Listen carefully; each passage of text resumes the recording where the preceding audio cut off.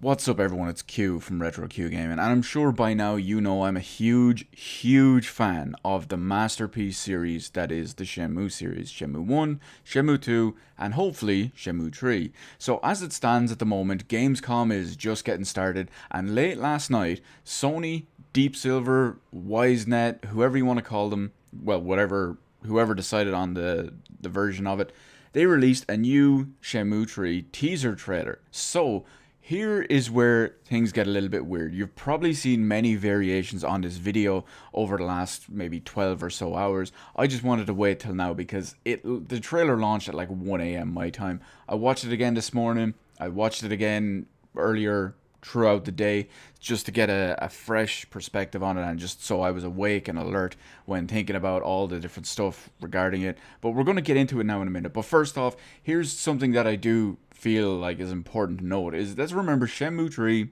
is a Kickstarter project. It is, well, it's crowdfunded because that's what Kickstarter is. It's crowdfunding. It doesn't have a huge multi-billion-dollar studio behind it, despite the new announcement of Deep Silver literally in just a publishing role, and that's it.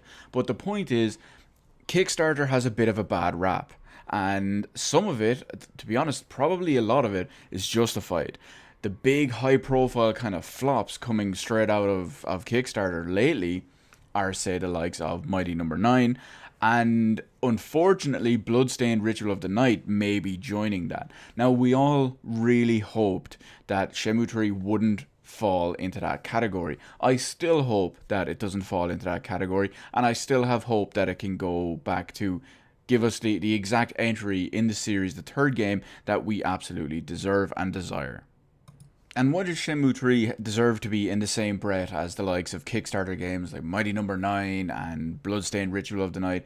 Well, when you look at it, you have a game designer, a game producer, game developer, whoever you want to call them, and they have moved to Kickstarter to create a new entry or a new spiritual successor to whatever game they had previously worked on. Look at Keiji Inafune. He had the Mega Man series, famously went to Kickstarter to make Mighty Number 9, which is tried to be a Mega Man game because Capcom wouldn't do anything with it, and the game flopped spectacularly. It's misstep after misstep, disaster after disaster. And hey, in the immortal words of one of the team on launch night, it's better than nothing, right? No, not really.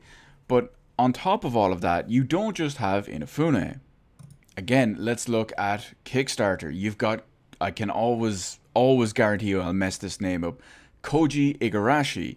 Again, from the Castlevania games, the Castlevania series. We all know he had a big part to play in Castlevania Symphony of the Night, one of, if not the best, Castlevania game out there. And of course, what has happened to the Castlevania series nowadays? Well, it's questionable at best, and he's left. He no longer works for Konami. He wants to make a spiritual successor to Symphony of the Night, in the form of Bloodstained Ritual of the Night.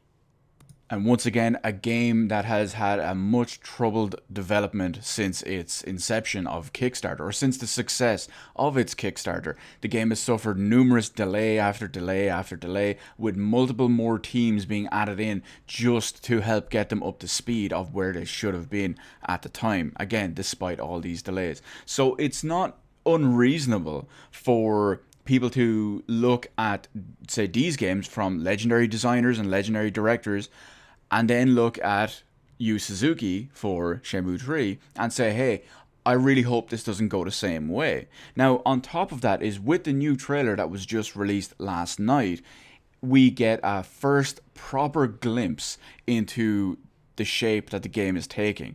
As a backer myself of Shenmue 3, I'm sure many of you out there are as well, you are already up on a lot of this info. You get the Kickstarter backer updates just like I do, and you see how it's coming along. You see the progress they're making behind the scenes. But now we have an actual glimpse of the, we'll call it obviously it's a work in progress, but we'll call it the no longer behind the scenes work in progress, because this is a teaser trailer. This is not exactly representative of the final product, because don't forget, this game is minimum a year and a half away.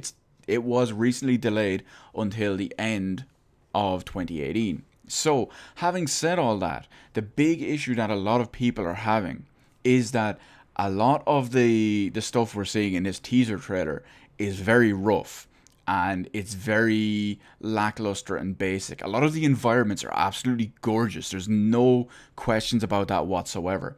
And of course, what we have based on what we're going to expect based on the story and who's involved in the direction, the writing, etc., we shouldn't have anything to worry about when it comes to that.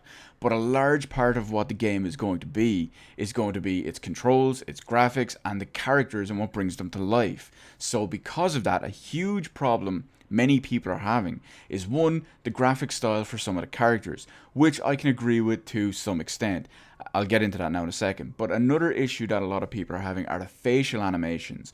Many drawing the instant comparison to Mass Effect Andromeda, a game which has famously awful facial animations. In fact, taking steps back from previous not even current generation, but previous games in the series from previous generations of consoles which had better facial animations. Because don't forget, you have games like this, they're big emotional journeys. You want to be able to connect with the characters. You want the characters to be believable in what they're feeling, what they're expressing, what they're saying. And you need quality facial animations for that. Something that the Dreamcast couldn't really do, but still managed it somehow just because of the sheer quality of the original games. So as hard as it is for me to put my Shenmue fanboy aside, I'm going to try to be nice and objective about this. Yes, it is entirely possible that Shenmue 3 could end up on the pile of Kickstarter failures.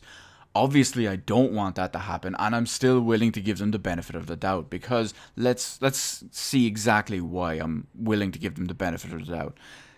WiseNet is a small studio.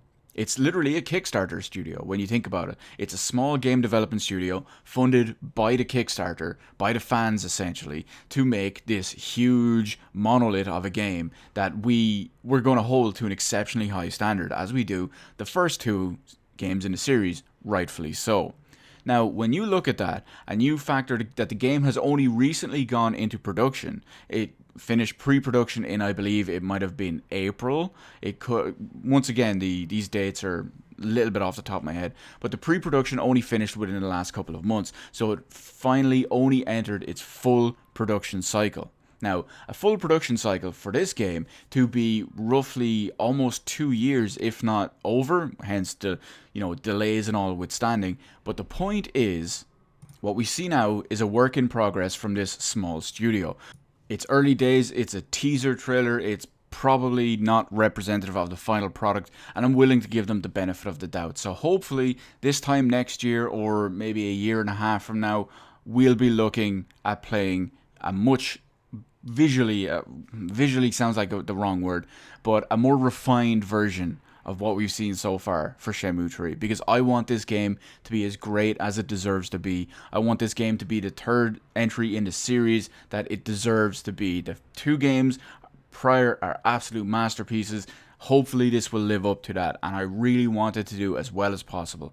I'm looking forward to it. I'm sure you're probably looking forward to it too, but let me know in the comments section below, what did you think from the trailer? I'll have that trailer linked in the description below, by the way, if you haven't seen it, so be sure to check that out.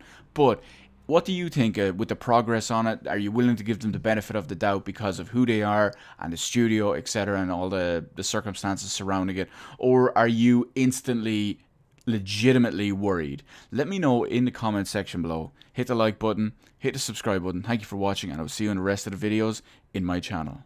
Now, where do sailors hang out?